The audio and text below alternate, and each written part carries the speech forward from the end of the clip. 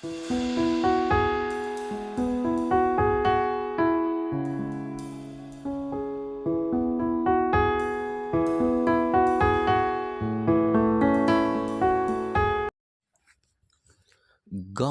expecting genuine reply, not genius reply.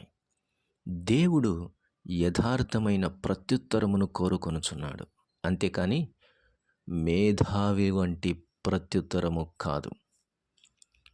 దేవుడు నీ ప్రవర్తనను గూర్చి, నీ స్థితిని గూర్చి ప్రశ్నిస్తూ ఉన్నప్పుడు యథార్థమైనటువంటి ప్రత్యుత్తరము ఇచ్చుట అది నీ జీవితానికి చాలా మేలు. అంతేకాని మేధావి వలె మాట్లాడటానికి ప్రయత్నం చేయకూడదు. చాలాసార్లు మనకున్నటువంటి ఏదో జ్ఞానం అనుకున్నటువంటి దాన్ని ఆధారం చేసుకొని మాట్లాడుతూ ఉంటాం. అది నీకు జీనియస్గా కనపడవచ్చు, కానీ దేవుని దృష్టిలో అది జెన్యూన్ కాదు. గుర్తుపెట్టుకో. ప్రభువా నేను ఇదే అని ఒప్పుకోవటం దేవుడు కోరుకున్నటువంటి మనస్సు. నేను కోరుకున్నవాడు ఇతడే అని దావీదును గురించి ఎందుకన్నాడో తెలుసా?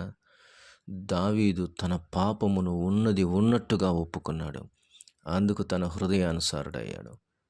ఉన్నది ఉన్నట్టుగా ఒప్పుకున్నాడు కాబట్టి తన మనసుకు నచ్చిన వాడయ్యాడు. ఇదే దేవుడు మనుషుల నుంచి కోరుకొంచున్నది.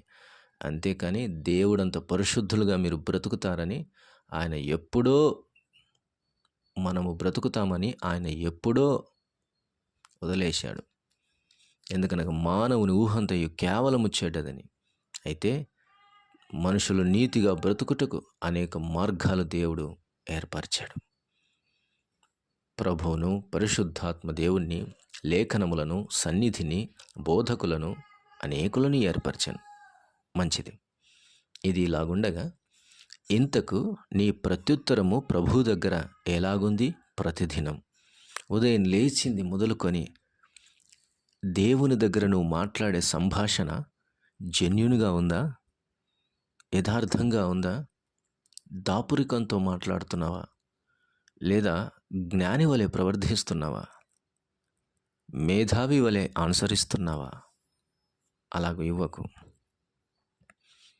మీరు కూడా వెళ్ళిపోండి అని శిష్యులతో అన్నప్పుడు, నిత్యజీవపు మాటలు గల నిన్ను విడిచి మేము ఎక్కడికి ఒప్పుకోతాం ప్రభువా అన్న ప్రత్యుత్తరము యథార్థమైనది.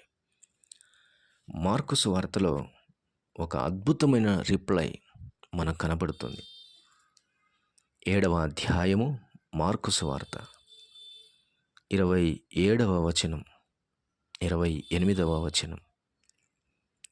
ఆయన ఆమెను చూచి, పిల్లలు మొదట తృప్తి పొందవలెను, పిల్లల రొట్టె తీసుకొని కుక్క పిల్లలకు వేయుట యుక్తము కాదనెను. నేరుగా ప్రభు ఆమెను ఒక కుక్క వలె పోలుస్తూ ఉన్నాడు. కుక్క పిల్లలకు పెట్టకూడదు, ముందు పిల్లలు తినాలి అని అంటున్నాడు. అందుకు ఆమె కోపపడలేదు, బాధపడలేదు, వ్యసనపడలేదు, తృణీకరింపబడలేదు. తను తాను ముఖమును చిన్నబుచ్చుకొనను లేదు. ఒక మాట అంగీకరిస్తూ యథార్థమైన ప్రత్యుత్తరము ఇలాగిస్తూ ఉన్నది. నిజమే ప్రభువా. Wow, what a reply, what an acceptancy mind, how her heart before the lord. Yes, with a transparent heart is receiving. అవును ప్రభువా, అవును ప్రభువా, అవును ప్రభువా, అవును ప్రభువా. ఈ మాట ప్రభు దగ్గర నీవు చెప్పగలవా? కాదు కాదు ప్రభువా ఎన్నాళ్ళు మొత్తుకుంటావా ఆ మాటలు? కాదు కాదు ప్రభువా అంటూ ఎన్నాళ్ళు ఆయన ఎదుట వ్యతిరేకమవుతావు? కాదు కాదు అంటూ మాటతో నిన్ను నీవు పరిశుద్ధపరచుకుందువా? కాదు కాదని చెప్పి నిన్ను నీవు ఆయన ఎదుట నీతిమంతునిగా, నీతిమంతురాలుగా చేసుకుంటావా? అవును ప్రభువా అనుటలోనే ఉంది నీతి. అవును ప్రభువా అని అంగీకరించుటలోనే ఉంది యథార్థత. అవును ప్రభువా అని అనుటలోనే ఉంది దీవెన, ఆశీర్వాదము, విడుదల నీ ఇంటికి, అవును ప్రభువా అని అంగీకరించిన ఆమె తనకును తన ఇంటికిని మేలు తెచ్చుకుంది. కాదు కాదని కీడు తెచ్చుకొనుట కంటే అవును అవునని ఆశీర్వాదము తెచ్చుకొనుట మేలే. ఎందుకంటే మాటలాడుచుంది ప్రభువు. అది నింద కాదు, అపవాదము కాదు, లేనిది కాదు. ప్రభు మాట్లాడుతుంది, ఉన్నదే మాట్లాడుచూ ఉన్నాడు. అన్యజనుల ప్రవర్ధన ఆయన దృష్టికి కుక్కవలె ప్రవర్తించారు గత కాలమందు. దానిని బట్టి ఆయన మాటలాడుచూ ఉన్నాడు. కానీ ఇప్పుడు ఆమె అవును ప్రభువా అని అంగీకరిస్తోంది. అవును ప్రభువా అని అంగీకరించటమే కాదు, ఎలాగో ఒప్పుకొనుచున్నదో చూడు. నిజమే ప్రభువా, అయితే కుక్క పిల్లలు కూడా బల్ల కింద ఉండి పిల్లలు పడవేయు రొట్టె ముక్కలు తినును కదా అని ఆయనతో చెప్పాను. ఎంతటి జ్ఞానం తగ్గింపులో కనబడుతుంది చూడండి. హెచ్చింపులో కనబడేది జ్ఞానం కాదు, గర్వం.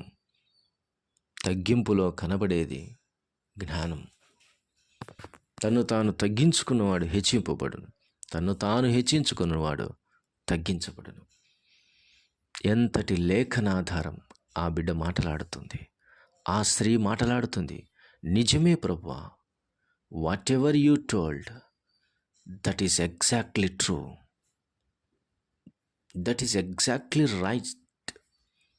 బట్ కుక్క పిల్లలు కూడా బల్ల కిందనే బ్రతుకుతాయి, కానీ పిల్లలు ఒకవేళ పడవేసిన రొట్టె ముక్కలు ఉంటాయి చూడండి, అవి కుక్క పిల్లలు కాక ఇంకెవరు తింటారు ప్రభువా అని అడుగుతోంది. కుక్క పిల్లలకు కూడా భోజనము పెట్టువాడవు నీవే కదా. కుక్క పిల్లలకు కూడా రొట్టె ముక్క దొరుకు స్థానము బల్లనే కదా. కుక్క పిల్లలు కూడా ఆశ్రయించాల్సింది పిల్లల పాదాల దగ్గరనే నిలబడాల్సిందే కదా. వాటి ఆకలిని కూడా తీర్చువాడవు నీవే కదా ప్రభువా. నీ బల్ల కుక్క పిల్లలకు కూడా ఆకలి తీరుస్తుంది నాయన అని ఒప్పుకుంది ఆ తల్లి. నిజమే ప్రభువా అనుటలో నిలువెత్తు ఆశీర్వాదము నిలిచి ఉన్నది. నిజమే ప్రభువా అని ఒప్పుకున్న ఆ తల్లి మనసు అంతరంగము ప్రభు ఎదుట స్పష్టంగా తెరవబడిన పుస్తకము వలె కనబడుతూ ఉన్నది. నిజమే ప్రభువా అని ఒప్పుకున్న ఆ తల్లి మనస్సు ప్రభు ఎదుట ఎంత యథార్థమైన పరిమళ వాసనగా కనబడుతుందో. ఆమె ఇచ్చినటువంటి రిప్లైకి ఆయన వశమైపోయాడు. మారు మాట్లాడకుండా, ఇంకేమీ ప్రశ్నించకుండా ఆమెకు ఇస్తున్న జవాబు ఒక్కటే, వెళ్ళుము, దయ్యము నీ కుమార్తెను వదిలిపోయినదని ఆమెతో చెప్పాను. ఏ కోరికతో ఆయన దగ్గరికి వచ్చిందో ఆ ఆశ తీర్చుకొని వెళ్ళిపోతుంది. ప్రభు పాదాల దగ్గర గంటల తరబడి విలవిలలాడి ఏడ్చట కంటే ఒక్క క్షణం యథార్థ మనస్సుతో ప్రభు ఎదుట ఒప్పుకొన్నట్లో ఉంది. నేను ఇదే ప్రభువా, నువ్వు చెప్పింది కరెక్టే ప్రభువా అని ఒప్పుకొన్నట్లో ఆ బల్ల మీద నుంచి పడిపోయిన ఆ రొట్టె ముక్కను తన ఇంటికి తీసుకుపోయింది. చాలు చాలు, ప్రభువు మిగిల్చిన రొట్టె ముక్క చాలు, ప్రభువు విడిచిన పరిగె చాలు,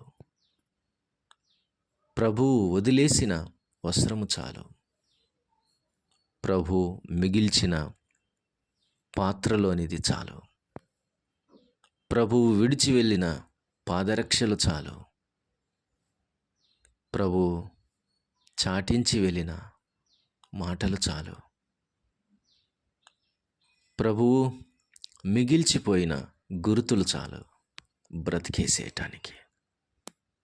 ఆయన నడిచిన అడుగులు చాలు, ఆయన మనతో మాట్లాడిన సమయాలు చాలు మిగిలిన జీవితం బ్రతికేసేయటానికి. ఆయన నోటి నుంచి జాలువారిన ఒక్క ముక్క మాట చాలు, ఆయన చేతిలో ముక్కైనా చాలు తృప్తినిస్తుంది. ఆయన మాటలో కొంచెమైనా చాలు బ్రతికేసేయటానికి. 10,000 మాటలు జ్ఞానుల దగ్గర వినుట కంటే లోకపు మాటలు వినుట కంటే దేవుని ఎదుట ఒక్క మాట వినుట చాలు. ఇదే కదా ప్రభు కోరుకుంటున్నది. ఇదే కదా ప్రభు ఇష్టపడుతున్నది. ఉదయకాల సమయంలో విస్తారమైన నీ దినపు పనిని తలంచుకొని కొంచెం సేపు ప్రభు దగ్గర కూర్చొనకుండా వెళ్ళిపోతున్నావు కదూ. 1000 రూపాయల పని ఉందని హుటాహుటిన లేచి వెళ్తున్నావే, అమూల్యమైనటువంటి రత్నము వంటి మాటలు ప్రభు దగ్గర దొరుకుతాయని విడిచిపెట్టి వెళ్తున్నావా? ప్రభు దగ్గర ఒక్క సెలవు, ప్రభు దగ్గర ఒక్క మాట, ప్రభు దగ్గర ఒక్క క్షణపు, ప్రభు దగ్గర కొంచెము సమయం నీకు ఎంత మేలు తెస్తుందో ఆలోచన చేయి. ఆ తల్లి నిజమే అని ఒప్పుకుంది. ప్రభు యొక్క రొట్టె ముక్కను తలంచుకుంది. అది చాలనుకుంది. తన ఇంటిని బాగుపరుచుకుంది. ఇది కాదా వివేకం? ఇది కాదా జ్ఞానం? ఎడారి జీవితం